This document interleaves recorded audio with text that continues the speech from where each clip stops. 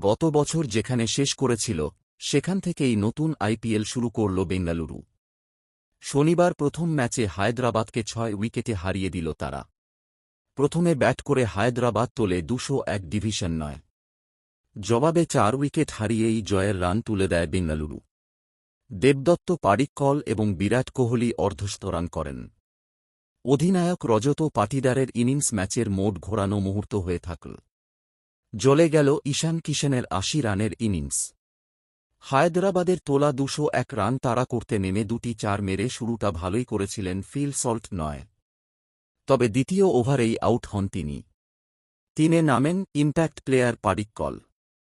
প্রথম বলেই জয়দেব উনাদকাটকে ৬ মেরে শুরু করেন। তখনই বোঝা গিয়েছিল কী রকম মেজাজে রয়েছেন। এরপর নীতিশ রেড্ডি, ডেভিড পেন, হর্ষ দুবে, এশান মালিঙ্গা কাউকেই ছাড়েননি কর্ণাটকের ব্যাটার। ২১ বলে অর্ধশতরান করেন। ৮.১ ওভারেই ১০০ পেরিয়ে যায় বেঙ্গালুরু। ৪-এ নামেন পাটিদার। তিনি পাডিক্কলের থেকেও আগ্রাসী খেলতে থাকেন। বেঙ্গালুরু অধিনায়কের ১২ বলে ৩১ রানের ইনিংসে রয়েছে দুটি ৪ এবং ৩টি ৬। দুই ব্যাটারকেই যতটা সম্ভব বেশি বল খেলতে দিয়েছেন কোহলি। তার মাঝে নিজেও যথেষ্ট চালিয়ে খেলেছেন।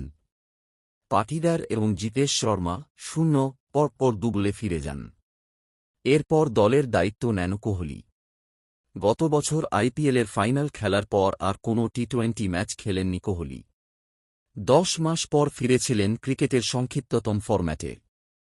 একবারের জন্যও মনে হয়নি তিনি ছন্দের বাইরে। কোহলির প্রতিটি স্ট্রোকে ছিল আত্মবিশ্বাস। একবার তাঁর ক্যাচ পড়েছে, এছাড়া সুযোগই দেননি বিপক্ষকে। অর্ধশতরান পূরণ করার পর আর বেশি সময় নেননি ম্যাচ শেষ করতে।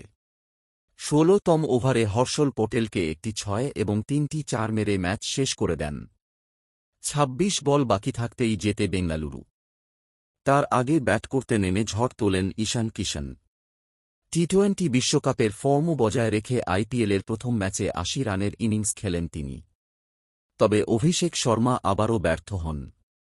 ট্রেভিস হেড এবং অভিষেকের জুটি গত দুটি মরশুম ধরেই ঝোড়ো গতিতে রান তোলার জন্য পরিচিত।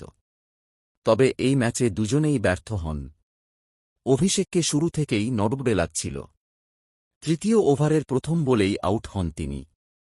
জেকব ডাফির বলে পুল করতে গিয়ে ক্যাচ দেন জিতেশ শর্মাকে। ফিরে যান হেডও। দুটি ৪ মেরে শুরু করলেও বেশিক্ষণ টিকতে পারেননি।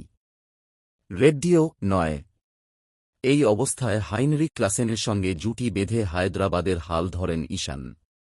শক্তিশালী বেঙ্গালুরুর বোলিংকেও চাপে ফেলে দেন তিনি।